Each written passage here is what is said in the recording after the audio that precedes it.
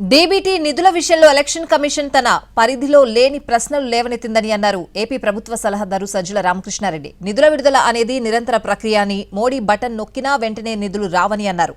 గతంలో పసుపు కుంకుమ పథకానికి ఎలా అనుమతిచ్చారని సజ్జల ప్రశ్నించారు.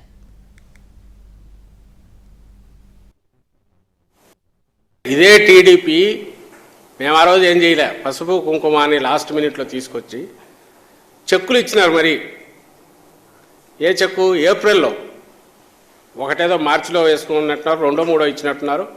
మీకే మీడియా ఆ రోజు రిపోర్ట్ చేసిన వాళ్ళకి అప్పుడు ఇంట్లో తెలిసింటుంది. ఒకటి ఫైనల్గా ఏప్రిల్ 2, 3 తేదీలో 4 తేదీలోనూ 5వ తేదీలో వేసుకోమని, అంటే ఎన్నికలకు పోలింగ్కు వారం ముందు. అది ఇంకా ఘోరమైంది. ఆ రోజు ఈసీకి ఏం నొప్పి తగల్లా.